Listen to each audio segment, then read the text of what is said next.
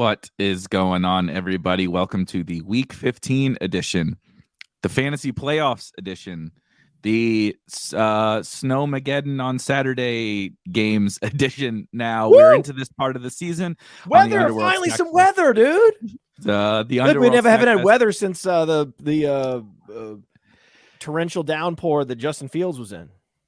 Yes. Maybe we'll get to see some slip and slides like Justin Fields was doing after that monsoon in week 1. But we are here to talk about game stacks. And I kind of, was obviously joking around about the end of the season chaos, weather, different situations. But the big thing for me about this week 15, and we're going to talk about the main slate today. There's lots of content everywhere, including here on RotoGrinders, for the Saturday 3-game slate, which is actually where that weather issue mostly is with the Bills. But with there being still, Thursday night football, Sunday night football, Monday night football, and then taking 3 games, even though there are no buys, and putting them on Saturdays, it gives us only a 10-game main slate on Sunday. And before we went live, Matt was reading off some of the game totals for said 10-game main slate. And it gets thin pretty fast, and you actually have to really consider some of these games that, what we've done on this show all year long is really focusing in on a lot of the more action-packed games. Sunday, we're going to have to pick and choose some spots here that maybe don't feel quite as comfortable as they have all season. Dario, how are you kind of feeling about this slate? I think for a 10-game slate, this one is actually not bad. We've had some 10-game slates this season where there's maybe 2 games you're kind of interested in. I think last week was one of those weeks. But this week, I think there's at least 3 games, probably 4, that stand out in a pretty positive light. So, there are some real stinkers on this slate for sure. But this one also has, I think, some pretty exciting potential. Yeah. We're going to be able to play some Buccaneers this week. Right, that's a team we don't normally talk about. That is true. What's the last time? I don't even remember the last time I said the name Chris Godwin on this show. Yeah, it's been a while. How long has it been since the Mike Evans tumbled from my lips? He is terrible, by the way. Oh my God, he is a terrible football player, just awful.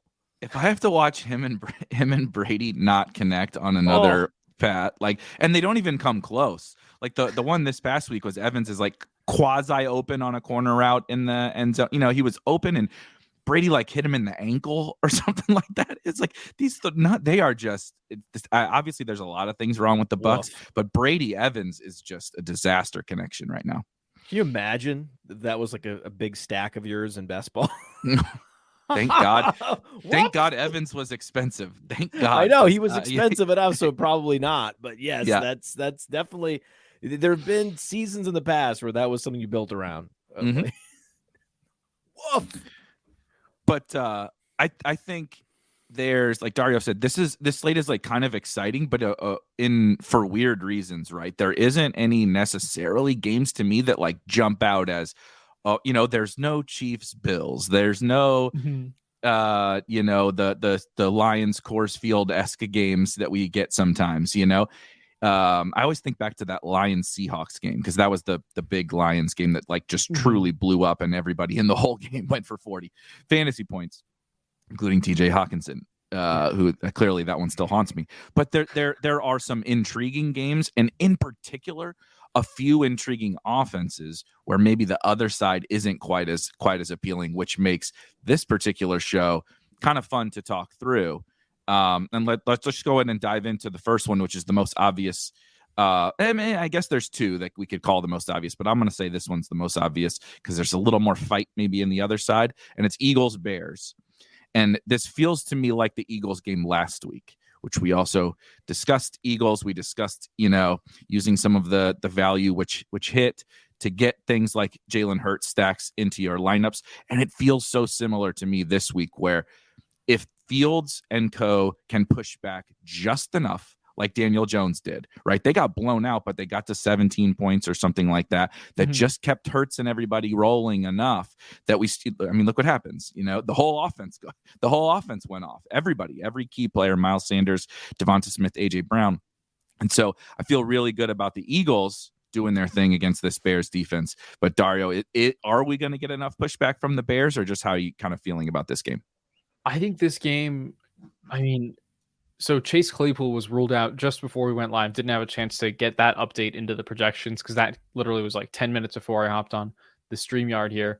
But that means that like Justin Fields is going to be throwing the ball to guys who would be on the practice squad for any other NFL roster.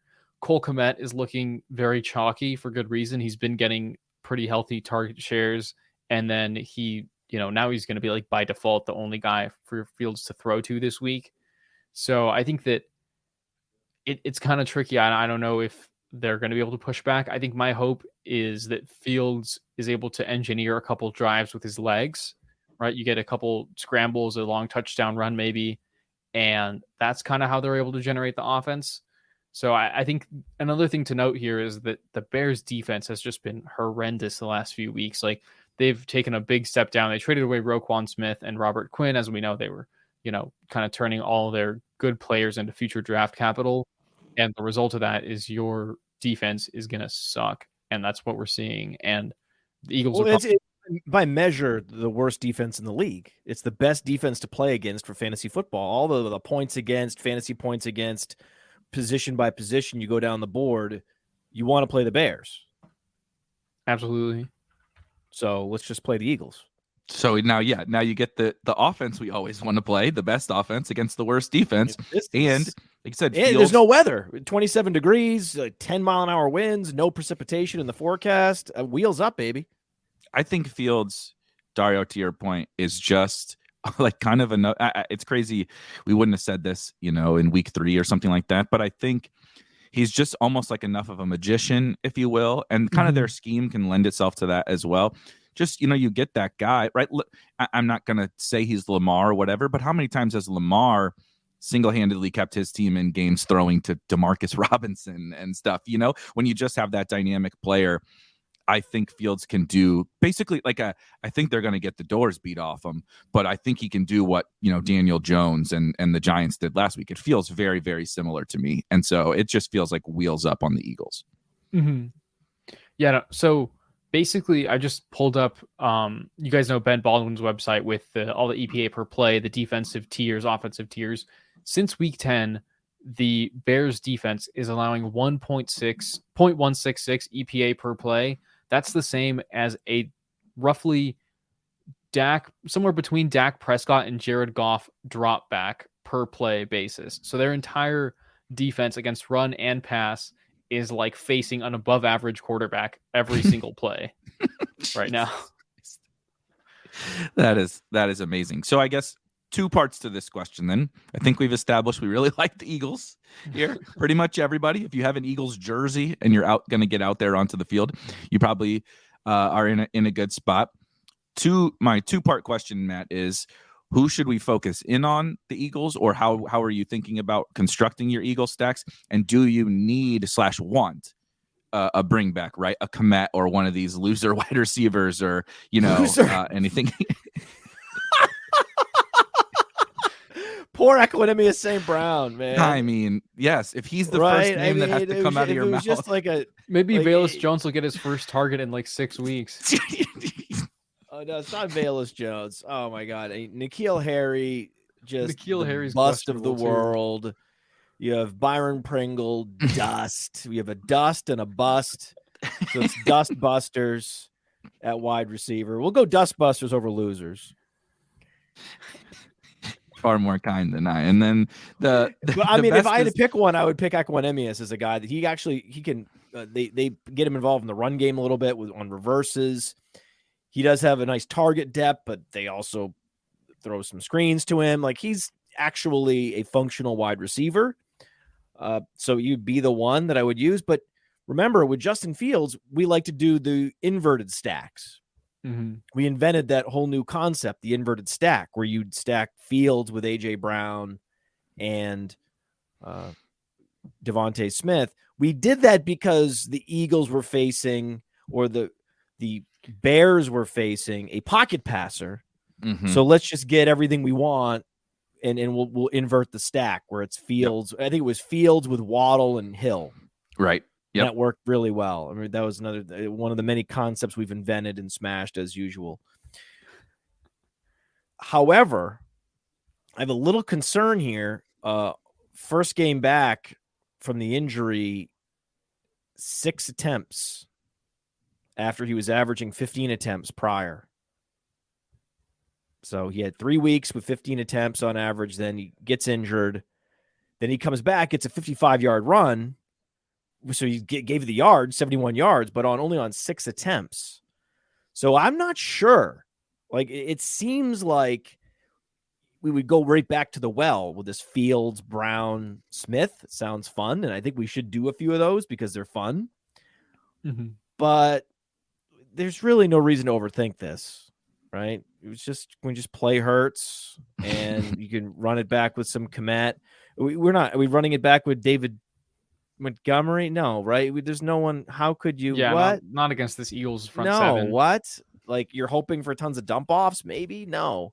Yeah, which is not the Bears thing, right? Yeah, if it was that's not Jared them with Goff Fields running back or something, yeah, exactly. Yeah. So there's just different scenarios where if it were a pocket passer, we'd probably do more Fields, maybe talk yourself into a little dabble on David Montgomery, but because the way it's structured, I think you say once again, Jalen Hurts stacks will lead the way.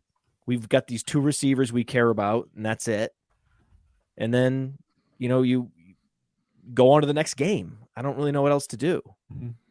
I was going to ask, last week I stumbled myself upon because I was doing a lot of the roster construction that we talked about here on this show and still wanted to get Eagles. I actually wasn't on my main team playing an Eagles stack, but I still wanted to get my Eagles exposure, and I played Miles Sanders, which worked out quite well. So I wanted to ask about him last week it would have worked. You onslaughted the Eagles, everybody, right? Brought everybody along for the ride. They score 50 points, you win. Can we do stuff like that this week? I mean, this is arguably the best offense against the worst defense. They're going to score as many points as they want. Or do you want to look to maybe some Miles Sanders in lieu of the passing game? And then the last one I wanted to ask about Dallas Goedert, assuming he's back. We haven't officially got that confirmation. How much, if any, Goddard would you be interested in playing? Just all the Eagles. All the Eagles. Yeah. We're interested in all of them. We've talked about this. First game back for these guys, man. I'm not that into it. You got to. It's kind of kicking and screaming with the first game back with these guys. It really depends on how chalky Cole Kmet is. How chalky do you think he's going to be, Dario?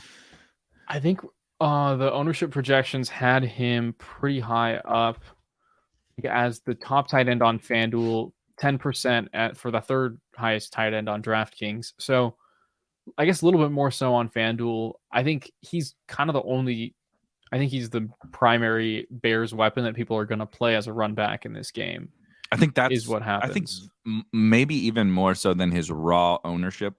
I think on DraftKings we have him 4th. I think that might move up a little bit because that doesn't factor in what Dario said about Claypool being out. But like Chigo Okonkwo, I think will be more higher owned on DraftKings, specifically at 3,100. He's the shiny new toy. People want to play Chargers against the Titans and him. But Kmet's ownership in Eagles stacks, I think will be kind of outsized, right? You play your Hurts double, and Kmet fits this perfect bring back. And so it's like, well, in that case, I don't want to play him on those teams because that's what everybody's going to play. Mm-hmm. Yeah, I mean, I think St. Brown had 86 air yards last week. I don't hate him. What about, can we cipher through? Look, this is what our specialty. This is what we show up for this show for. Talk about Khalif Raymond. To play some St. Brown, fellas. Khalif Raymond and all these guys we spend 20 minutes talking about. St. Brown's athletic. St. Brown, his body is not a football body, right? 6'5" wide receivers rarely work out, right? Unless you have Calvin Johnson level athleticism, you're going to be struggling. You're just going to get bodied too much. Your center of gravity is too high. But if there's nobody else, I mean, Dante Pettis, I assume I'm just looking at snaps from last week. So Claypool played 63% of the snaps. Pettis played 65. ESB played 58. Byron Pringle played 38. So I would assume that we'll get the 3 wide receiver set of Pettis, ESB, and Pringle now that Claypool is out. Maybe Harry is questionable, as Dario said. So I would guess it'd be those three. You know, maybe a trick play to Velas once or something. But those three guys out there most of the time. St. Brown's my guy. I'm putting my chips in St. Brown. I'm going to do some St. Brown run back. And I agree with you on Miles Sanders. It's not like we don't even have a 50-point game total on the slate. So that's when you're onslaughting games, right? You got to think, well, what am I missing out on, right? You're not missing out on much by onslaughting this game. So go for it. It's interesting to me, Dario, and then I'll kick it back over to you. But it's also interesting to me that Miles Sanders his price hasn't really drastically gone up either. I mean, he just scored 30 fantasy points, is in basically the best matchup of any running back on the slate, right? If people treat the Lions like we should treat the Bears, like the Lions is still a great fantasy scoring environment, but it's not actually because the defense is Bears level bad. It's bad, right? But it's because the Lions also put up a bunch of points. Miles could just run straight through these guys. He's only at 6,500 on DraftKings, 7,800 on FanDuel, and his ownership isn't coming up. So I think he makes for a pretty intriguing tournament play yet again, just like last week. Absolutely. I think his ownership was surprisingly low to me when you consider, I think what's happening is everyone's stacking Hurts. Hurts is the number one projected ownership quarterback. So people don't really want to play Sanders with Hurts. And maybe that's suppressing Sanders' ownership a little bit. But yeah, it's like I see him around 9% on DraftKings, around 11% on FanDuel, which I think is a pretty enticing spot for him to be in. Yeah, he's getting 3 targets in a lot of games. It's not 0 targets, right? I know he struggled. He doesn't even have a breakaway run yet in the passing game. He will, right? He's gonna break a long run in the as a receiver at some point. He doesn't he has 2 in the run game last week. Yeah, he has all these in the run game. He's just not doing it in the passing game. That's gonna be great for Hurts. I know that Hurts is chalky, Kmet's chalky. I get it. We're like, we're all sort of just covered in chalk dust right now. I get what's happening. It's a little bit of like, okay, guys, any new information? It's hard. It's hard to look past this. I don't want to look past it. I'm not going to look past it. 85 receiving yards for Miles Sanders so far this season. That's really probably what's driving people away from him, is that he's just been such a zero. But when you look at the targets, yes, the target share hasn't been that great either, but at least he's getting 2-3 a game the last 3 weeks. And most of the season, there was a little clip here, but also Gainwell last week at all. Did I see Gainwell at all? Very little. I can look up his little Gainwell. So Boston Scott hammered in a late touchdown, didn't he? Yes. Yeah, but I didn't see much Gainwell. So I mean, and the snap share is going up for Sanders. I know that Gainwell played 12 snaps. Yeah, so there's some snap cannibalization happening, and running a few more routes where, hey, we're gonna look up. There's gonna be like a 4 or 5 target game coming soon for Sanders, and that's the story we tell ourselves. We're gonna play some Hurts, but here's how you get unique. There's not a lot of Hurts Sanders, because by the numbers right now, absolutely negative correlation with those two guys. No question. I get it. But knowing that, you have to start doing some contrarian moves, right? It's almost some self-sabotage if you want to get unique with this game. Yeah, I think like I'll probably end up playing some lineups that are Fields, Sanders, and then one of Smith or AJ Brown. So you get 2 Eagles, hope that Fields outscores Hurts because he's forced to use his legs a little more. And maybe Sanders is like, Hurts only throws for 2 touchdowns and Sanders gets another 2, some scenario like that. And you save, $1,000 and a lot of ownership by pivoting to Fields in the same game. And then possibly just like doing naked Fields. I mean, we've seen it work before. And I think that like is probably my, like, if I'm trying to get unique, the way I would approach this game. I think I really like that. And I think that the more we talk this through, the Miles Sanders thing feels like a slightly unique version of like what we saw with Josh Jacobs when Matt said like the snap cannibalization is happening and these things. It was like Josh Jacobs still in super long down and distance and stuff. Amir Abdullah will come in, right? And that's kind of what we saw. Like Amir Abdullah will get his 12 snaps like we saw with Gainwell, right? Zamir will get 2 carries, Boston Scott comes in and gets his couple carries, assuming a normal game script. Obviously, when it got out of hand last week, it was different. But Miles has kind of taken over this. Now, he's not going to get the amount of checkdowns because Hurts doesn't check it down like a Derek Carr does or something. But he's kind of like taken over, to me, all the most important work in this offense. Oh, yeah. Outside of maybe like the 2-minute drill or something. And no one's like caring, even though it's the best offense in arguably the best offense in the NFL. So and a very run-heavy offense at that. Yeah. When we talk about the best offenses, you think of, pass-heavy offenses like the Chiefs and the Bills, but this is a team that moves the ball really efficiently just by pounding you on the ground. So I think that and Hurts really adds to Sanders' efficiency. It's not like you have a Derrick Henry situation where he could have a game with 3.1 yards per carry. I mean, Sanders is averaging 5 yards a carry on the year because of the threat of Jalen Hurts on the ground. Don't go Alfred Morris corollary on me, Dario. You get me a little. I'm starting to sweat a little bit. It feels like that though. It really is. It's a true thing. No. It's a true fact. Last 6 weeks, 16 red zone carries for Miles Sanders. He could have had bigger games. I've watched him get, as a person heavily invested in him in best ball. He's very important for my bank account these next 3 weeks. Hey, nice, good for you, man. I fell for the Gainwell T-shirt. I have a lot of Gainwell. I fell for the Gainwell T-shirt. I guilty. Yeah. I was just in on the Eagles and luckily got onto a lot of Miles Sanders, so that is helping. And so maybe there's a little bias in this Miles Sanders take, but I really do think everything we're seeing, you guys have outlined it perfectly, is kind of leaning into him. I think you can build. I like the Fields, Miles with one of the wide receivers. I think you can just like onslaught the Eagles and use your ES, right? How do you get Hurts, AJB, Miles? If you want to really go crazy and put Devonta in there, especially if Goddard doesn't play, then you can just really load up, use your ESB to get your salary savings to get those guys. I just think that ESB is also the only guy. I hate to say it. I don't think I've ever used this phrase before. ESB is the only eye test guy in this receiving core. That is true. I mean, he's the only guy that gets Dante the ball Pettis in the passing game, and I'm like, oh, this is exciting. This looks good. This guy looks like he has a clue out there. This is fun.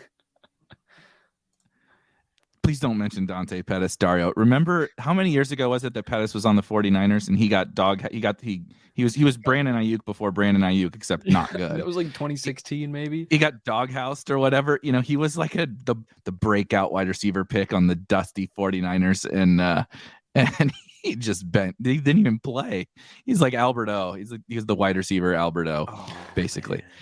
I want to move on to the next game, and I think we should talk about a game that feels similar to this one in terms of the expected game script and high-powered offense against quite terrible team on the other side, and then we can start to get into the ones where we might actually get a little bit of pushback each side. Chiefs Texans is the other one that feels very, very similar to me to Eagles Bears. However, with the Chiefs, I'm definitely going to need you guys to tell me who besides Travis Kelce we can play on the Chiefs, because they should score as many points as they want to score. Patrick Mahomes is awesome. I could be talked into a lot of guys here on the Chiefs side. So Dario, start to help me out with the Chiefs, and then we'll go dumpster diving eventually on all these what I'm not allowed to call them losers. I'll come up with these castaways. Castaways on the. It was just when you said it. I don't know why. I just thought it was so funny. It was like, yeah, I think that this is a game like. Everything's lining up perfectly for Isaiah Pacheco. Like we've talked about him week in, week out, it feels like, and he's had promising usage, but not really had a monster signature game yet this season. It's coming. And I think against the Texans, who have the worst run defense in the league, it just feels like this is going to be the spot for Pacheco. And I think that Kadarius Toney is a possible return this week, so we'll have to keep an eye on that. Sounds like Mecole Hardman, they're leaning toward having him sit one more week. So that's at least one thing that's a little clearer. But I think even with Toney, you probably want to limit your pass catcher exposure to like Juju, Kelsey, and then a little bit of Toney, a little bit of MVS. I think when Toney and Hardman were out, you can roll the dice on Justin Watson or Sky Moore. But I think with Toney back, it's kind of those three receivers with Toney, MVS, Juju, and then Kelsey. You know, I can already read all the best ball articles for Kadarius Toney in 2023 comparing him to Curtis Samuel. It's like they write themselves. Right? They're already written, guys. AI bots already wrote. Don't even bother writing them. They're already written. Okay. You don't need to write them. I'm also not going to pay attention to them because it's not correct. It's not the same player. Kadarius Toney's never going to happen. Pacheco is, though. Pacheco is. I have the most fraudulent stat of the year. If you guys want it. You guys want it? Yes. Hit me with it. Isaiah Pacheco has increased his total receptions on a per game basis for the last 4 weeks. Oh, that is very, very true. Look at this. That's right. For the last 4 weeks, Pacheco has increased his targets and his receptions each and every week. It went from 0 to 1 to 2 to 3. Pencil in Pacheco, 4 targets, 4 receptions. If he doesn't have 4. If he doesn't have 4 targets and 4 catches, I mean, I will eat my hat. Okay, this is the logic. I've never seen something more certain. You know, in the history of this sort of is advanced consecutive analytics. numbers. This is inside DFS. I mean, analytics. This is really analytical stuff you're getting from us over here at Player Profiler. Though it is interesting, right, that he is getting a little bit more incrementally used in the passing game. It's a fraudulent stat, but it's not nothing. I mean, just a little bit of it, like you said. I think when you take it in the whole picture and you say they're clearly just trusting him more. However, you want to break that down in specific analytics. I'm not sure the step ladder target weekly Man, in the Super Bowl, Isaiah one. Pacheco is going to get like 9 targets. How many weeks away is the Super Bowl? Yeah. Maybe like that 11. Took me a second, Dario. That took me a second, and then once it hit, man, it was so good. It felt so good once it hit. We're gonna have to do a Super Bowl show, and we're gonna be jamming Pacheco captain because he that's content, people. That is good. But I mean, I do think, to be serious, Pacheco feels like this dollar store version of the Miles Sanders conversation we just had, continuing to earn a little bit more and a little bit more. Now, McKinnon is certainly a lot more of a thorn in the side than Gainwell, but they also don't have a Boston Scott. So it's kind of like you're giving up some of that Boston Scott risk, randomly siphoning off a touchdown to give away some of the pass game work and stuff that McKinnon is getting. But in this game, unless Mahomes does his crazy pulls off another, pulls a rabbit out of a hat on a scramble where he throws the ball over his head to McKinnon for a long touchdown, theoretically it lines up a lot more for Pacheco this week. So I mean, I think he makes a lot of sense in tournaments. Is he, Matt, would he be your favorite Chief though to play? Or yes, you still leaning? This is a slap your forehead game for Pacheco. It's a slap your forehead game all the way. It's going to be 6:00, and everyone's going to be like, "How did we not have more Pacheco?" I mean, wasn't it obvious? Yes, it was obvious. Why didn't you? Well, it's Pacheco. I don't know. 7th round pick. Hasn't done it before. All those things, right? This is everything, man. I mean, I can so in my head envision like watching the Red Zone channel and then flashing, right? And Scott Hansen, and you could just see Pacheco running down the sideline, right? And they're just flashing to a Chiefs game because they weren't in the red zone at the time, but then quickly flashing to a Chiefs game where there goes Pacheco. And everyone's like, oh, that's of course. Oh, yeah, of course. He runs a 4.37. The guy's really explosive. He just hasn't had a big, long, hairy touchdown run yet. It's a great gift that he hasn't done it yet. Had he done it once this year, everyone would be like, "Oh, well, we're going to get 2 of those this week." Yeah, he would be 6,700 and more popular, right? We it's haven't funny seen how that it works. yet. There's been it's been so tantalizing, so close, right? He's not the best, like, fundamentally sound runner. I know that. No, he runs right. like a crazy person. Yeah, he doesn't look under control out there. Right? He looks like he's just learning the position, but like, isn't that like exactly what we're looking for here? Isn't that exactly what the aesthetics aren't quite right. The game log watchers are like, this guy's an RB17. It's so perfect. It's why we have player profiler. Like, no, guys, no. They give up the most fantasy points to opposing running backs in the running game, not in the passing game. That's why we break it down. It's very important. We have a next game block on player profile. We break it down. Defensive matchup by rush versus receiving for running backs. And Houston is number 1 in fantasy points against on the ground. And they're actually above average in terms of their defense against receiving backs. So this isn't the week to play McKinnon. It's a bad week for McKinnon. It's the week for Pacheco. Mm-hmm. So I'm just not overthinking it. Why would I? I agree with you. I'm more intrigued now. Maybe the greatest quarterback of all time is not someone I really want to like stick my neck out and say no. You can't play him. Oh, you're playing him. Patrick Mahomes can bury you at any point, but I think if we're racking and stacking the Chiefs side of things, like in comparison to the Eagles game, I think I would be on more Pacheco and more Hurts than Mahomes. Out of 150. Mm-hmm. If I were deciding between the premium stacks, right, I would lean more into Hurts and less into Mahomes. Again, if you're talking about total shares out of 150, you're going to have more Hurts and Pacheco than Mahomes, but you're certainly going to have Mahomes. Yeah, I mean, we want Mahomes. I mean, the nice thing about Mahomes is that the Houston doesn't give up a lot of. There's so the game script is just so positive when you face the Texans. The quarterbacks don't need to drop back much, so they don't actually score that many fantasy points against Houston. That's a factor here. We're going to look up. It's going to be Mahomes, like 260 yards, 2 touchdowns, and good, great, cool. And what I want to talk about now, people have some good questions.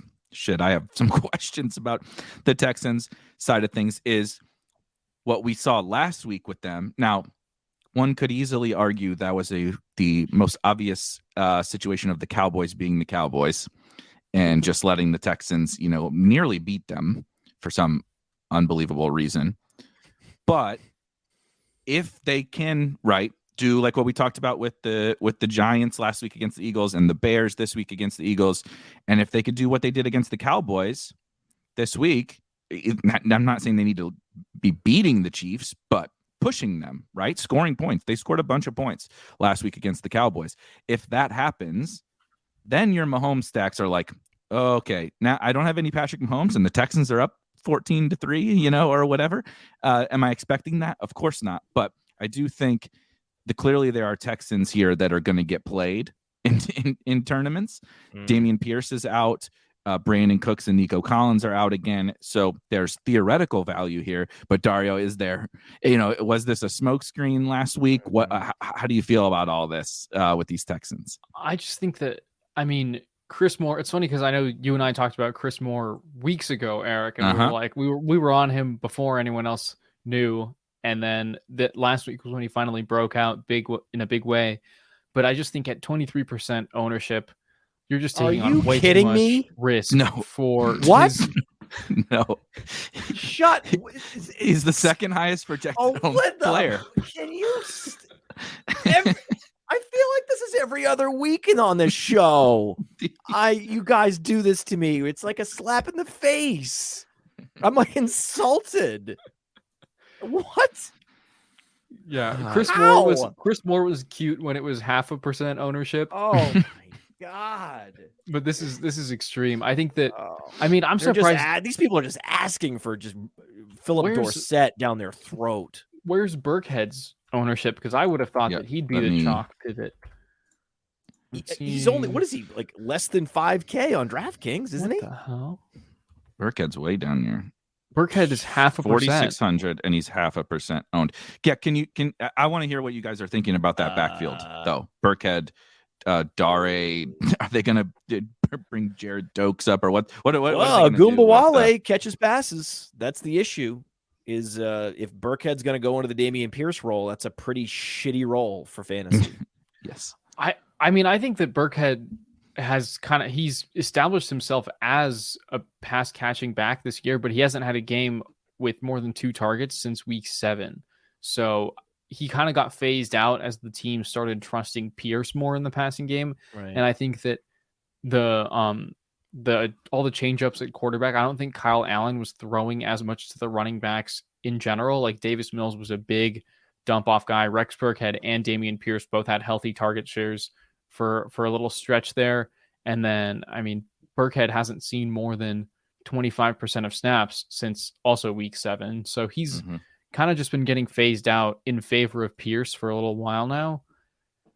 That definitely complicates things, but I think that for 4.6K in a game where he has the proven pass catching chops and we know they're going to be playing from behind. I think that, I thought he was going to be chalk. Like when I was doing, looking at lineups early in the week, the salaries, he seemed like an obvious value should Pierce miss the game. And I think at 0.5%, that's like kind of that makes him my easy run back on the Texans for sure. Easy money. We're always looking for value, right? Didn't we talk about this? RB2, whatever. Yep. Right. It's RB2, whatever, man. Whatever you want to do at RB. I don't care. Whatever you want to do at RB2, whatever. It's like when you're drafting your best ball teams, you get one running back in the first 2 rounds and then don't even think about RB2 until round 10. Don't ask me on Friday what we're doing. Ask me Sunday morning what we're doing with RB2 and I'll tell you. Right. And we'll figure it out. And it's going to be a crusty friggin' who cares? Last week that could have led you to stumble upon Jerick McKinnon for all you know. Whatever. Yes. J.K. Dobbins. It's going to happen. Like, what if they start Goombawale or something and they announce him as a star? I don't know what's going to happen. Probably going to announce Burkhead, though. Why not? They're probably, when he's announced the starter, he's going to get 15 touches and you're going to want to play him. It's that easy. It's that simple. I do think the concern is just, would any of these guys really take on a true meaningful role? I do agree that the price and as a run back option, particularly with honestly both of the 2 guys having pass catching chops, it makes it a lot more comfortable than say when we used to talk about Pierce at like 6,200 with potential to get scripted out. Right. Those were issues. So it's much better now, but I do think that's a name. That's a name, Eric. Have we used the name Dameon Pierce in the show? Like you think about and he's always chalk. He's always chalk. I know, but think about it. I'm not trying to like sell. This isn't a commercial for this show. Okay. I'm not trying to do a commercial, but okay. There are certain teams that don't show up in our analysis very often. And there are certain players within that subset of teams that just don't show up for the variety of reasons, because we don't talk about their team. We don't talk about types of players that they are. Just so happens that we've recommended Dameon Pierce absolutely never. And I can't. And was anyone kicking themselves? Oh, damn it! I wish I'd played Pierce. Maybe once, but that was before anyone was really playing him. Right. So, you're welcome. No, I do agree. I did just want to touch on, I think that the running back position is just maybe a smidge trickier than, like, I'm definitely not saying don't play Burkhead, but I think it feels comfy because, like, we've seen Burkhead do it before, right? He has had that passing down role before. He did get outsnapped somewhat handily by Dare last week. They did have Eno play some snaps too. I just feel like it could be like Eno's out of the 40%. Picture, though. He got claimed by the Saints. Because apparently he's the world's biggest asshole that lives. Like, why don't they? I met Eno Benjamin at the Senior Bowl. Fantastic fella. Is he he was a nice guy. I think he's become embittered by the league. He had a bad attitude. I think you have a bad attitude, and you know what, buddy? Like, hey, we're gonna get Dokes or Freeman in here. Royce Freeman. I think Royce Freeman is a threat to steal carries. I have him projected for a little bit of a role. I think the Royce Freeman is a more likely candidate to get called up than Jared Dokes. Yeah. So that's just my fear that they're going to bring up. If they bring up Freeman, it's going to get very muddled. You're right. But you're going to do some Burkhead run back. You are going to do that. Mm-hmm. It's not the craziest thing. 5 catches for 30 yards is 8 points right there. So it's funny because Burkhead just has those games on his resume where he'll come in, be a starter for a team out of pure desperation. I mean, looking at 28 points and 2 touchdowns week 16 last year. I feel like he does this every year. He comes in every with a 20-plus point performance in the end of the season. Just hammering home touchdowns. Yes. And then Dameon Pierce was like, where was this carry when I wanted it? Add this to our Pacheco analysis of, every week he gains another target. Every year, Rex Burkhead has a big game at the end of the season. So this one, this has got to be. This is not Pacheco level slap your forehead. This is like, hey, this is a thing that could maybe happen. So dabble, but don't be. He definitely has the upside, right? He clearly has and not even just because of what years past. I mean, if he's going to right, Dameon Pierce would have had the upside if he didn't lose all these valuable pass catching, opportunities when the team would fall behind. Well, if you give that to a guy, plus you give him the goal line work and, some of this inefficient work, well, now he does have the upside, especially at 4,600. It's just, there's also scenarios in which it's like 30% to you, right? It's Oprah. You get a carry, you get a carry, you get a carry. And, we don't really care about any of them. If we don't care about any of them, though, I really don't want to talk about Mega Chalk Chris Moore, but can we leverage off of Chris Moore at all with any of these other guys? Amari Rodgers popped up for it's a Packers castaway wide receiver slate. Let's play Amari Rodgers and ESB, but can we play Dorsett or Amari Rodgers if we're not playing a Chalk Chris Moore? I think you might as well play Dorsett. He's running all the routes. Like one week could be Chris Moore, the next week could be Dorsett. Like, thank you. I think it's just as reasonable. He's run, 92% of the routes last week, 75 the week before. He didn't really get the looks last week, but he had Trayvon Diggs on him. So this week, maybe the Chiefs say, oh, Chris Moore's your best receiver. And then that opens things up for Dorsett. I don't know. I just think that with the way that the 23% is absurd for. He ran a 4.28 at his pro day, fellas. The guy has deep speed. That's what you're looking for at value. Coming in at 3.3K on DraftKings, 5.3K on FanDuel. This is the run back, fellas. Ownership's going to be like 2%. This is it. He breaks free for a long touchdown. He puts up 3 for 101 and a touch. Got to get to that bonus, Eric. I think tell that to please, DJ Chark. Don't chark us. Yeah, please. Don't chark us around. I can't do any more 99 yards on unknown players. Get to that 100 yards. I do think, Dario, remember when we finally got the Foster Moreau week, we spent that Friday talking about like, okay, look, everybody has, it's not quite the same thing because it's not like people were playing Dorsett frequently, but everybody had given up on Foster Moreau. And you said it perfectly. It's like, nothing has changed. He's still getting targets. He runs every single route. He's out there. The matchup's good, blah, blah, blah. It's going to come. And like Philip Dorsett feels like, a crappier but wide receiver version of that to me. It's like everybody's focusing in. I think people will actually play Amari Rodgers because he produced last week, despite the fact that he really didn't. He ran half the routes or so. And so it's like people are just going to gravitate to the guys who did it last week. But the difference between Chris Moore and Philip Dorsett is, okay, maybe Chris Moore's a little bit better, right? Should project a little bit better.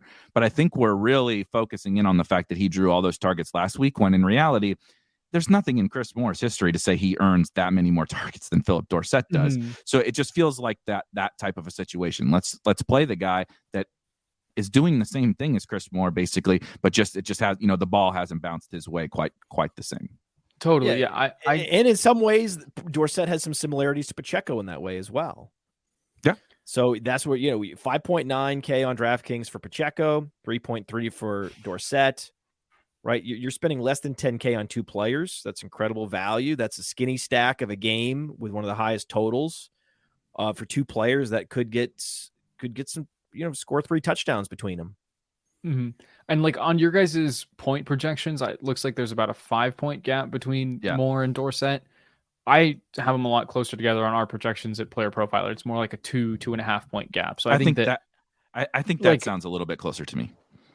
I don't think that I'm not going to take a 1-game sample from Chris Moore as like, this guy's a hidden gem they just unlocked. He's been a target volume king this entire season, just waiting in the wings.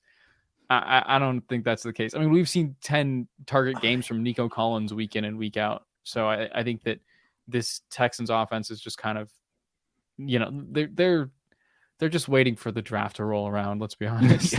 Yes, 100%. But in the worst way, playing all these 30-year-olds. Yeah, why can't what Brevin are you Jordan doing get on the field? Why can't Brevin Jordan get on the field? Can someone just explain play this your to me? rookies? I don't get this. I don't get it. The NFL, man. Don't even get me started. Yeah, they're gonna roll out Royce Freeman and don't Rex get me Burkhead started at running back, and their receiving room is like old, like literally, really. Chris Moore's 29, Dorsett's 29. Like, what are we doing here? Anyway, let's move on from those unfortunate fellas there on the Texans. We talked about them enough. Let's talk about a game that's a lot more fun to actually play both sides on, and you don't have to play a chalky Chris Moore or talk yourself into Philip Dorsett or anything like that. I don't need to be talking to Dorsett. Cowboy, yeah, well, you're gonna be playing 150 ESB and Philip Dorsett. Way out ahead on Dorsett. It's like you can afford your Eagles super stack with Jamar Chase if you just play nobodies in the rest of your lineup. This is what I'm talking about. This season is so stupid. Cowboys Jags though is a lot more fun. Kind of on both sides, game environment, all that. A little bit more of a typical game we like to talk about here, where we kind of expect a little bit more fireworks on both sides, some pushback. But it's interesting because I find myself naturally kind of gravitating to Dak Prescott stacks here. I think that the field will be a little bit more interested in the other side with Trevor Lawrence, because he's been the guy kind of ripping it up, and he's still cheap. Whereas Dak has not been awesome fantasy wise. He's 15, 17, 20, whatever, a high game of 26. But if you go look at those games, they're scoring a ton of points and they're playing really efficiently on offense, especially since Gallup has been back. It's just damn Zeke and Pollard score every one of the touchdowns. And the moment that flips, I mean, Dak Prescott, CeeDee Lamb, Michael Gallup, Dalton Schultz, all at reasonable prices and reasonable ownership, I think is something I'm interested in. I know we're showing here as Dak being a little higher owned, and he will be on DraftKings, but like FanDuel at 7,500, just feels like a smash to me. I don't know what you guys think about the Cowboys. Yeah, I'm surprised that Tony Pollard's ownership isn't any higher. I mean, I know that his price just keeps going up because he keeps crushing. Is that a recording from every week that you're saying right now? Yeah. Yeah, right. Like it's shocking to me that he's only projected for 6% on DraftKings, and I mean 2% on FanDuel makes sense because he's like really priced up on FanDuel. Yeah, but I mean, I would have expected him to be in the like 15% range, and I was ready to say, okay, instead of Pollard at 15%, play Zeke at 3%. Now that Zeke is cheaper. But I mean, they're both kind of low owned. I mean, Zeke even more so. I think that, going into the week, I was looking at Zeke and just saying, he's gotten cheaper now. He's still getting the goal line touches. He's still got a pretty decent role. But I mean, the fact that Pollard isn't even as chalky as he should be just makes me say, like, keep playing both of those guys. But I think you're right in looking to Dak too. Like this Cowboys offense, like you said, has just been hyper efficient these last few weeks. Why not? What's your favorite? Every week we talk about this. We're overweight on Dak and underweight on Trevor Lawrence. That's every week on this show, right? Dak's back, baby. Let's go. He looks good. He looks great. He looks great. You have all these options. You have it's dealer's choice. You can go Lamb. You want to pay up for the premium option. You've got your discount outside sort of fake X in Gallup. You've got your target hog in tight end in Schultz. You've got your pass catching running back in Pollard, where there's not actually the negative correlation that you're getting with like a Zeke. I mean, dealer's choice, but that's why you end up being so far out ahead on ownership with Dak, because you have just a lot of different options, a lot of different combinations you can play. Definitely. Do you guys have a preference of a Cowboy? And then Dario, what do you think about the Jag side? Because Christian Kirk has just never really been a guy at the prices he's gotten to after he's really kind of exploded. And then he always gets ownership too. He becomes a little bit of a tricky click for me sometimes. Not that he's bad. Zay, if Zay's getting ownership, it's always like kind of a no for me. We talked about him in the it's funny. past couple of weeks. The Zay train is always like high ownership sucks, does well on low ownership, and then it's amazing. Like, rinse, we've aced the Zay test, you know. There's nowhere else. If I had to give like a resume for this show, I'd be like Zay Jones. Every week we get it right. I think that 11% not as bad as the week that we were looking at like 20+% Zay Jones. That was the hard fade. That was like a Chris Moore situation where it's like, hey guys, I'm fine getting beat by this guy. You check my ownership at 0, please, on this guy. It's Chris Moore. Please write down a 0. Thank you. This is literally the Chris Moore, like career high targets, career game, right? 11 catches for 145 for Zay, and everybody says, "Oh, now it's the Lions.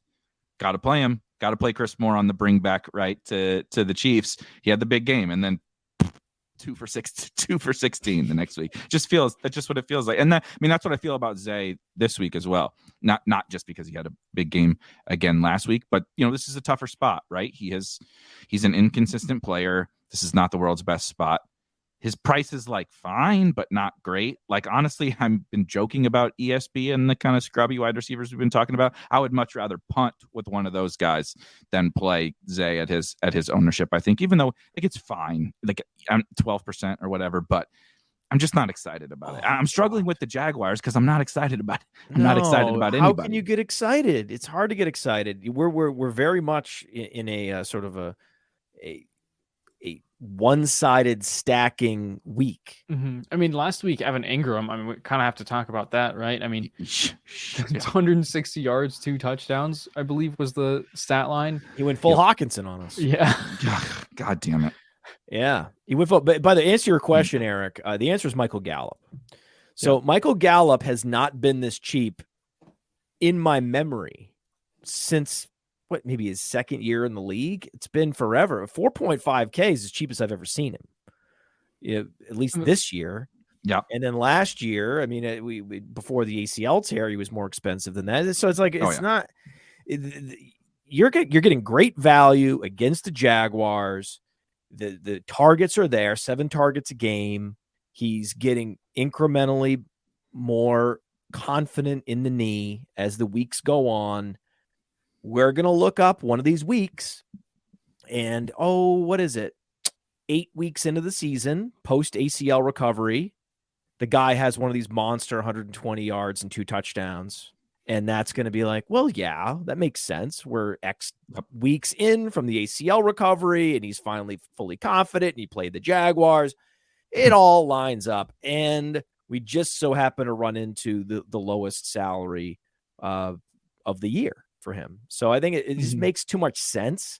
And because this isn't a go-to game for people, then, and he's Michael Gallup, like he's about to be 27 years old and everyone's over him. His ownership is hovering around 2.5%.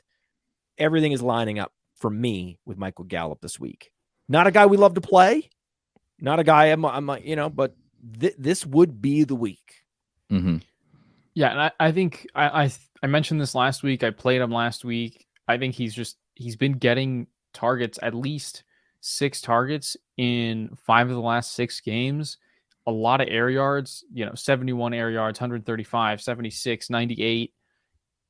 This is just like the nature of Michael Gallup. He had the 2 touchdown game on a Sunday night, of course, so none of us got to play him on a main slate that week. That's kind of good. He hasn't really been a factor on the main slate. Yeah. It's a main slate breakout for Mr. Michael Gallup. I feel like that's just like one of those people that Eric has a star next to him. This feels Michael Gallup. feels like a very Erik pick. 100%. This feels he feels you said it earlier. He feels Charkian to me. Oh, very. Right. It's the same arc that Chark took. Get back on the field.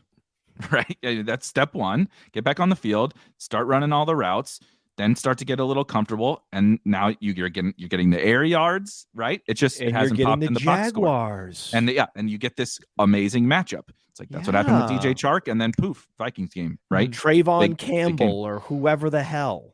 Yeah, and I think that we've seen Trevor Lawrence take some big steps forward the last few weeks, so I do feel more confident about the Jaguars pushing the Cowboys back in this game. Definitely. Than if this game were in like week 3 of this year when the Jaguars were looking. I mean, the Jaguars actually looked really good in week 3, but for a while there they were kind of lost. And so I think that's a factor here too. But like Matt said, I think that it's tough to.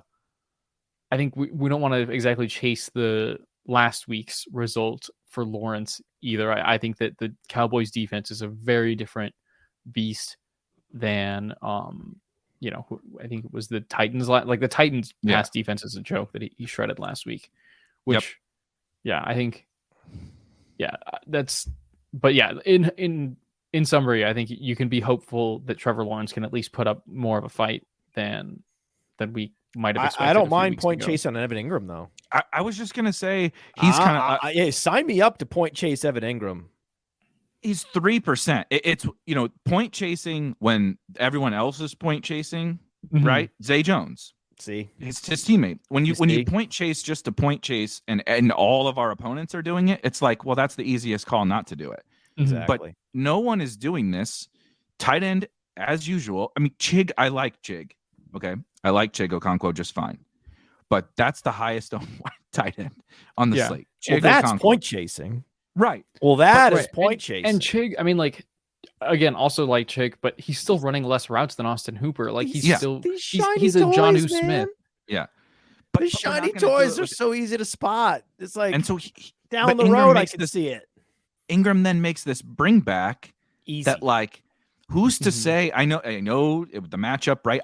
No one is expecting 15. I don't need 42 points to win with Evan Ingram. You know what I mean? 18, he had 14 20. The week before. He's had 18. He's had 15. He's had 12. He's had 13. It's like, do that, and he's still dirt cheap. Yeah, we're getting him for. We're getting the 18. That's our goal. Give us the 18, buddy. You do that. Yep. He does that a few times every year.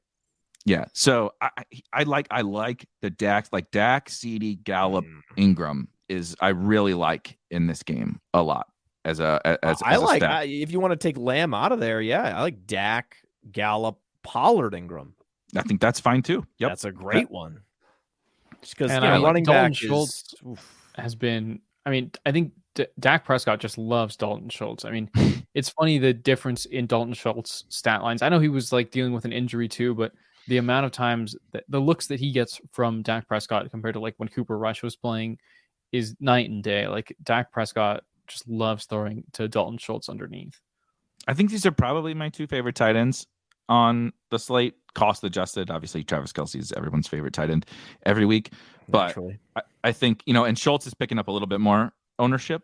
That's kind of why I was like, okay, well, if I like Ingram almost about the same, and I like we like Gallup and such, I think you can leverage the field a smidge with the Ingram side of things. But I mean, I'm not writing off Dalton Schultz. I would be playing Dalton Schultz as well in stacks, not in stacks, whatever. I think he's one of the best. The ownership's coming in too, but I think he's one of the best tight end plays on the slate. All right, we do have a couple more games we wanted to hit.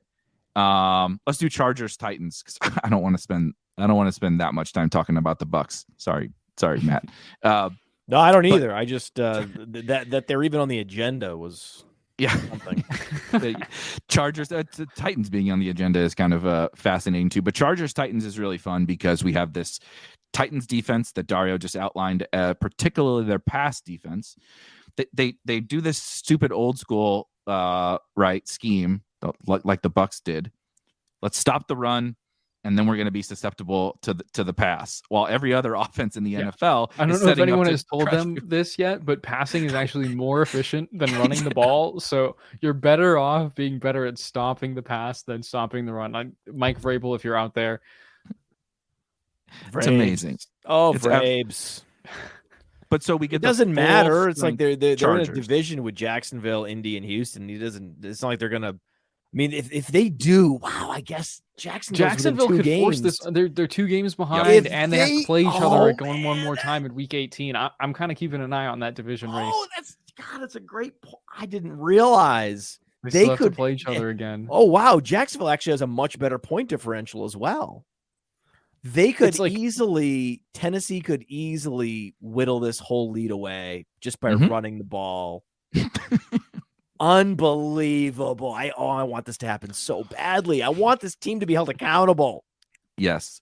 Well, and so where I think it starts is this week. Now, it is interesting because obviously Derrick Henry has a pretty good matchup against the old Chargers, paper thin run defense. The Chargers, however, have just as good of a matchup through the air. And as Dario said, I think if I'm going to lean into something, I would like it to be a really effective passing game. And so the Titans are going to be pushed here 100%, just like last week. I think Derrick Henry is going to be successful, but how successful is he going to be, at 8K in DFS? And if they are getting shredded on the other side, Dontrell Hilliard is out. He suffered a neck injury last week and was ruled out pretty quick for this week. So theoretically, maybe that puts Derrick Henry with some more pass catching volume. It's an interesting game because I just really expect the Chargers to shred through the air. And Mike Williams is really cheap and not that popular. You guys got to talk me through this one. How are you approaching it, Dario? Yeah, I think this is the cheapest that stacking Justin Herbert with Mike Williams and Keenan Allen will maybe ever be. Like, I think this is kind of like my highlighted play of the week in the First Mover show that I do on Mondays. And I just think that, like you said, Mike Williams, he's fully back. He crushed last week. And I'm also surprised that he's only at 12% at 6,300. I mean, that is just criminally low against this defense too. It would be one thing if they had a tough matchup, but everything's lining up for Justin Herbert to just light the Titans defense up with Williams and Keenan Allen. So I think this is my favorite play of the week, is to stack the Chargers. And obviously it's never going to be the cheapest stack, but I think onslaughting that passing game, you can include Eckler or Everett in that too. I think is absolutely my favorite play of the week. What do you think, Matt? I mean, God. Yeah. Let's go. Herbert, baby. Herbert with these weapons. It's amazing, right? It's amazing when you have your weapons. Like Jalen Hurts. He has Smith and has Brown healthy. He's smashing. Right? This is what happens. So he gets the weapons back healthy, and now we have this Tennessee matchup. It's almost too good to be true. So sure. I'm happy to see Jalen Hurts get the max ownership. He deserves it. You're goddamn right he does. That's a man right there. But I'm also happy to play more Herbert than anyone else this week. I love it. Are you just really focusing in on Mike Williams, Dario, or are you gonna sprinkle some Keenan? Josh Palmer's still probably a little too expensive for those guys being back. And I know you mentioned Everett, but I was just curious about kind of Keenan and Mike, because I just can never really click Keenan Allen. Maybe that's a leak. I don't know, but it's just hard for me to not just stick with Mike Williams here. So, Eric, Keenan Allen has had 14 targets in each of the last 2 games. That's pretty good. Pretty good. It's widely known. So you got to play him, man. God damn it! Here comes the first 40-point Keenan Allen game in years when I don't play him. You got to play him. You can't come back with you can't fade him, man. Do not fade him.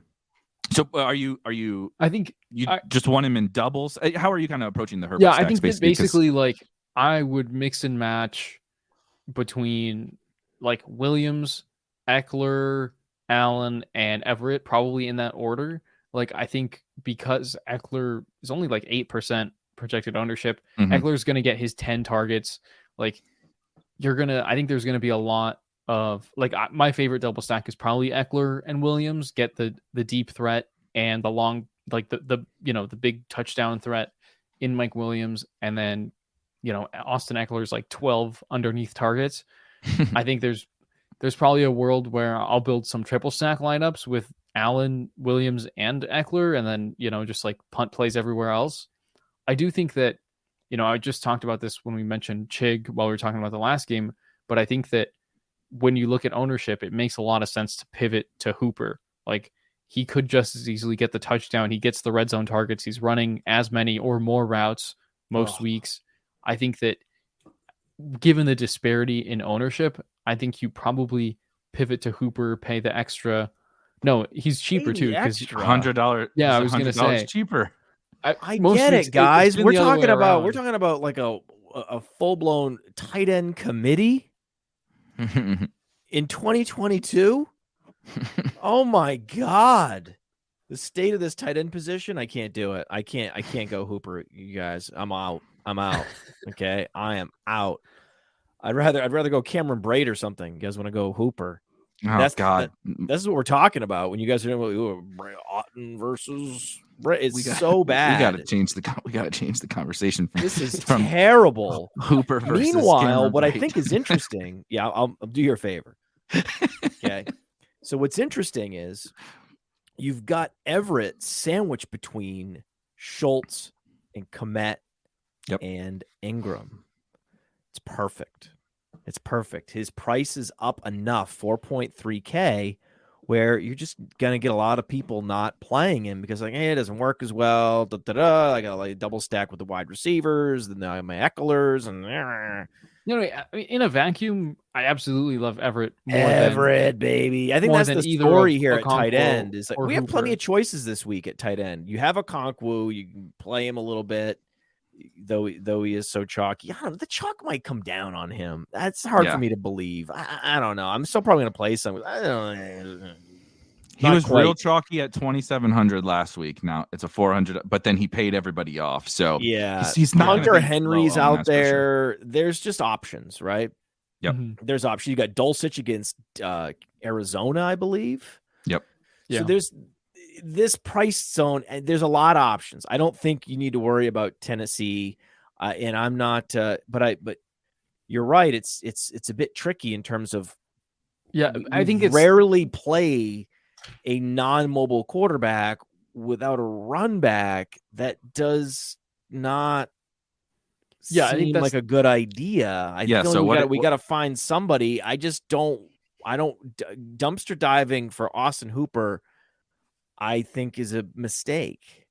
I think. So what do we like on the Titans? The world where you play a Derrick Henry run back is probably where you stack Herbert with maybe like Williams and Everett and just get like the cheapest options on Herbert, play Henry on the way back. Cause I can't get very excited for Robert Woods and Nick Westbrook-Akine. I don't know about you guys. I think I got to go Westbrook-Akine. Oh, geez. What? I just, the names we've been discussing on this here show is an encyclopedia of dude. When Burks is out, he gets 8 targets and scores touchdowns. Yeah, I mean, I don't what he really does. have that much of an issue. No, it's what he does. So I think that's more of a move than Hooper. I'll say that. I can't believe this is a conversation. But yes, I'm going to put my thumb on the scale, and I'm going to say I'd rather play Westbrook-Akine than Austin Hooper. I just think we've already seen Westbrook-Akine's best, which is that game where he had 2 miraculous long touchdowns. Mm-hmm. Maybe you're just praying for one of those to happen again, but it's just not very exciting on the Titans run back side as a whole. Yeah, I think that it's fine to play him. My larger point is I want some Everett, baby. Right? I'm all about point chasing both Ingram and what Ingram did last week. Yeah. Because that's where I see some edge here in terms of this particular stack. And I think that it's pretty remarkable that Everett got 8 targets last week when all the Chargers weapons are still healthy, which we hadn't seen since week one. Week one, Everett had 4 targets. And you're asking Eckler at 8.5K to do it all in the receiving game, which he has done and can do, I don't have a strong case for Eckler this week. No, I definitely prefer Everett. And frankly, to be totally honest, and this is also not a me thing. Like you said, Gallup is definitely a me kind of a play. Derrick Henry is never a me kind of a play, but I would forego Eckler in lieu of Henry as your bringback if you are adamant about having a bringback from the Titans with so how I would build the lineup would probably be Herbert, Mike Williams, Gerald Everett with Derrick Henry at running back. I think would be my favorite way. A full Eckler fade is absolutely fine. I think so. We've already outlined a lot of running backs, right? It's just Pacheco, with that front seven, it's Pollard. It's hard to think of a scenario where against the Titans, Eckler's the guy that's burning you. Right, because it has to all come through the obviously touchdowns, but the yards got to come through the air, and it's just tough at 8,500. Yeah, I don't see it. A lot of times he's going to score a touchdown from the 8-yard line or something on the ground. He's not able to. That Titans don't allow that shit. It's not happening. They just let you throw easily. Yeah, I mean that's just not a thing you see against them. So now we're and he's been remember most of Eckler's production this year has been with one of those two receivers hurt or out. Right. So and now we're saying, well, he needs to get there mostly through the air with a healthy Allen, a healthy Williams, and Everett underrated. Bless you, Dario. Thank you. Sorry, I didn't hit the mute. No, it's fine. It's fine. Yeah. So I'm all aboard. So Eckler's ownership's not high, but it's probably going to be around 6, 7, 8%. Yeah. So there's you could just make all those guys are dead. Yeah. The rake is theoretically paid there. Yeah. I just like some of these other backs. Yeah. We talked about Derrick Henry without fading Eckler. Pay your rake. Love you, Eckler. Austin Eckler. Love you. Great personality. Awesome work ethic. Super skilled player. Love you. Not playing you this week. Let's hit really quickly our last game on our list, Bengals Bucks, which is probably, I can't believe we're saying this also in 2022 that the Bucks games are very difficult because you never want to play any Bucks. But their defense is getting more and more banged up. They're losing secondary pieces. Vita Vea is out. It's becoming a little bit of a shit show for the Bucks. If their division wasn't so bad, we might be talking about shutdown season for some of these Bucks guys here down the stretch. But they're fighting for the playoffs, and they get a Bengals team who looks to be getting T. Higgins back. Tyler Boyd is questionable. Hayden Hurst is still out, but it looks like T is going to play. That's not a guarantee, but he fully practiced today. What, Dario, are you focusing in on other? You can talk about Jamar Chase, but is it really kind of just we're just riding Chase right now, or overall Bengals stacks are just enticing to you, or just kind of what's your thoughts on the Bengals? Yeah, I mean I think it's so hard with T. Higgins after what we saw last week. I'm surprised. Looks like his ownership projects for about 6%. I'm surprised it's even that high because I would think no one can trust him right now. Yeah. He ran one route. Which apparently, did you hear this story? They didn't say when he got hurt, so we don't really know that. I would assume in pregame or something, because they decided he wasn't going to play, despite he wasn't being on the injury report. He snuck onto the field without his coach's permission for that one snap, and that's what they caught him and yanked him back out. So he wasn't even going to play that one snap last week. Was that for his contract or something? Why did he do that? I don't know. He's an idiot. Is that a bonus thing? I don't know. No, I mean, he's still on his rookie contract. I would imagine he doesn't have any weird bonuses. Well, that's what I'm saying. That doesn't make sense. He just wanted to play, be out there with the dudes. He's that hungry? Oh my God, I got to play him this week. Well, would you want to stand on the sideline and watch Trenton Irwin play for 3 hours? I wouldn't. But I think we all have been listening to enough podcasts and hearing analysis on Chase being a league winner in fantasy football in the fantasy playoffs. That also applies to DFS. Mm-hmm. Like you're going to want to play a lot of Chase this week, a lot. Mm-hmm. A lot. I don't know what a lot is too much for a lot of people. But I'm looking at the ownership right here. Chris Cimino has him as only the 5th most owned at 16.3%. The chase rule, which we've established week in last few weeks, add 10, whatever that is, right? Remember that? Uh-huh. I think we said, was it Zay Jones or someone else? We said someone was at 25%. We said at most 15. No, that wasn't Zay. Zay was I think 0. it was Amon-Ra, maybe. Amon-Ra. That's what it Amon-Ra. was. That's what it was. Okay, Yeah. so yeah, that was what Zay 0. Okay, Z is for 0. When he's rostered highly.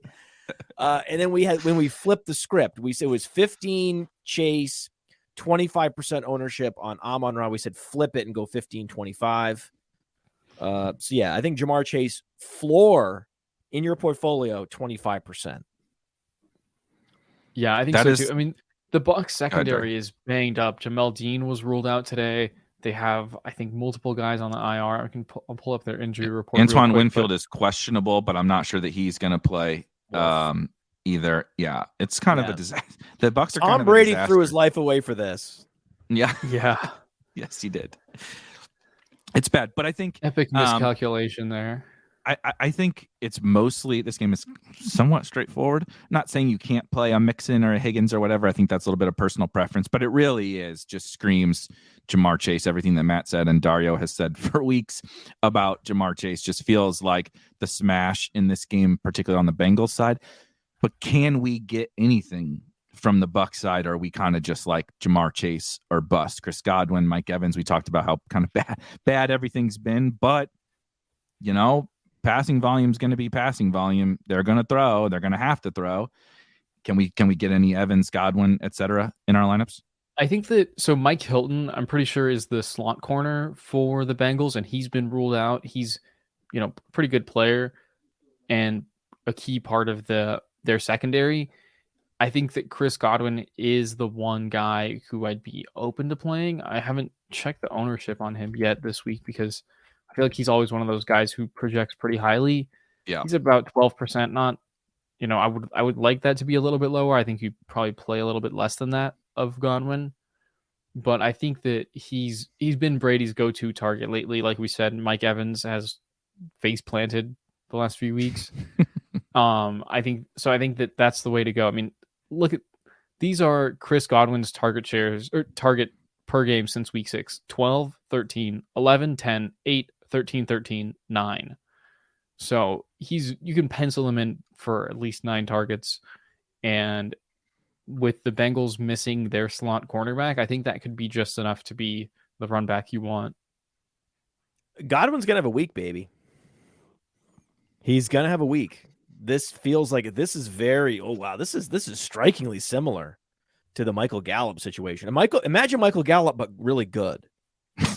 Yeah, like a star, a legitimate star. Yeah, if Michael Gallup was really good, he'd be Chris Godwin, and he'd be instead of getting 7 targets a game, he'd be getting 11. Right? Yeah, and then but now they're both recovering from an ACL tear. They haven't been themselves. They face the 49ers, there's all these things, and then the game comes along where everything kind of clicks into place. And here's the 15 targets. Here's the 130 yards and 2 touchdowns we were looking for from Chris Godwin. I mean, if you take out... Sign me up. Once you remove his week 1 game where he only played a third of the snaps, where he hurt his hamstring because he came back a little bit too soon, the other 10 games he's played this year, on average, he's over 10 targets per game. He's an animal. 105 targets. Chase Godwin's skinny stacks are nice. Yeah, I like that. I think that's the way to play this game. I like it. How much Burrow? Are you gonna play some Burrow though too, or just focusing in on Chase? I think it's tough to play. I mean, I think if you're gonna play Burrow, you include T, and you just hope that T Higgins is healthy enough to be himself. Because you can't really single stack Burrow. Hurst is hurt. I think you can single stack him with Chase and just say, okay, it's the Chase explosion. Chase gets 2 or 3, and it's kind of a dabble of Trent Taylor. T can have a good game, but not pay off his price. If T were cheaper, I think I just think, and Burrow's running enough right? Only 10 yards last week, but 6 more carries, 11 before that, 9 before that. He's got a bunch of rushing touchdowns on the season. He's not Jalen Hurts, of course, but there's a little bit more juice in Burrow's legs. Now he's another year removed from the injury. I think you could play Burrow, Chase with Godwin as your only stack of this game. It's a little thin, but I am with you. He is 6th among quarterbacks in red zone carries and 4th in rushing touchdowns with 5 of them. So yeah, there's definitely some upside for Burrow in that direction. It's a skinny main stack, which is fine, right? It's fine. It's a little bit of that.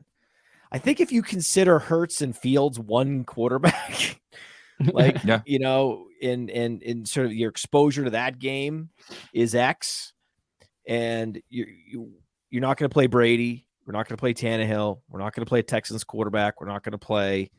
You can play, but we're not going to play Lawrence. So I think that as your 5th priority quarterback, 6th priority quarterback, depending on how you do the math there, sure. I think it's a dabble situation. But I want more Mahomes. I certainly want a lot more Herbert. I want more Dak. I'll say that. Yep. I think that's however you can. I'm trying to think of where I would put him. He's maybe a little bit closer to Mahomes for me, after Hurts, after Dak, after Herbert, and so then you get to like Burrow, Mahomes, and then Mahomes, and then right, and like you said, you include Fields. Fields kind of like Fields and Burrow. I think you would have a similar ownership on. That makes sense. Yep. I think that makes sense. Just talking through it, there's a lot of good options on this slate. Like I think this is a slate where there's 5 or 6 quarterbacks that we want to mix in, and that's exciting for a 10-game slate. And the interest. So a lot of the guys that we have talked about, as you see, I have it sorted by projected ownership at quarterback now: Jalen Hurts, Patrick Mahomes, Dak Prescott, Justin Herbert. I think the most interesting part to me is that. I like Burrow maybe even a little bit more than these 2 guys do, but I don't even have to do that because I think Justin Herbert is all of our favorite quarterback, and he's the lowest owned out of all of those top guys. So, that was part of why I'm like, okay, Burrow at 3% or whatever, seems kind of nice, but I can get almost that same leverage with Herbert and almost with Dak, if everybody's going to play Hurts. Yeah. And I think with Herbert, you have maybe Burrow Chase gets there, but if you play Herbert and things play out the right way, you've already got like 2 or 3 other pieces in your lineup that have smashed. So I think that there's just more weapons for Herbert at the moment. And I mean, Herbert can score a rushing touchdown. I know he hasn't been like Burrow, but it's not like he's physically he's not coming into the year. He was known as a more mobile quarterback. Yeah. Right.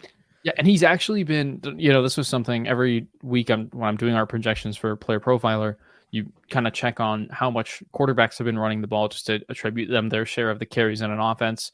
And I noticed that Justin Herbert has had a very strong and steady uptick for the last 4 or 5 weeks based on, his season average. Obviously, we know he had that rib injury early on. I think he's getting back to being more himself and getting that 4, 5, 6 carries in a game as opposed to like 1 or 2 when he didn't really trust his body to run the ball. Makes total sense. I did want to bring up Swaggy P mentions you don't always have to force a run back in your stacks, and we're definitely very big proponents of. He says skinny stacks can also get there any given week in tournaments. Trust me, probably no one says skinny stacks, maybe even more than Matt. We talk about it every single week. It's like our favorite thing. No, he's actually Eric. He's talking about very thin. Burrow primary stacks. He's talking about thin primary stacks. Stack. And, like a single the reason stack. why, just so Swaggy understands, the reason why we prefer additional correlation is when those games hit that we have picked, the probability that you're going to be, getting one of these, super payout outcomes is just a lot higher. The probability that if just Burrow and Chase hit, you've then got to, like Dario laid it out perfectly, you've then got to ace more positions. So the probability that one of those particular lineups, like in the world where we're doing double stacks with Herbert and single stacks with Burrow, it's a lot harder to ace a Burrow Chase stack than it is a Herbert Mike Williams stack, for example. Yeah, that's totally all we're talking agree. about. That's just the core benefit of correlation. And we, as a philosophy, believe in dialing up the correlation. Totally agree. Brad says it basically what you said. You know, what do you win when you win is what I would call, like, what do you get when you're right, and what you get when you're right by correlating within these games. The whole point of this show, and to be clear, the whole point of this show we call it the Stackfest for a reason. Right. It is, but it is also to talk through. You'll hear us a lot of the time say, I don't want, this is a, Matt will say, this is a skinny stack game. I'm not playing, we're not games, right? Or we talked about the Eagles. We said on the first game, we're like, nothing says you have to play a bear. I totally agree with that premise. Every game is different. Every situation is unique. But the whole point of this show is to figure out where those outsized gains are in these. And I would say one more thing. When you onslaught a game, for example, you're allowed to have more one-off plays. Okay, this is something we've not talked about, I don't think, yet, but it's important. When you onslaught, you're allowed to have more one-off plays. If you decide to go down this road of a thin sort of Burrow, Chase, Godwin, right? You but the probabilities suggest you're better off going ahead and doing these micro stacks or skinny stacks, whatever way you want to think about it, in the other games where you go, well, I said Dorsett Pacheco, right? You want to go full mansion on a Dorsett Pacheco, but you're going to want to do it. You're going to want to at least, you're more incentivized, almost in our philosophy, required to do that. If you're going to go light on your primary stack, you better bring in a secondary stack.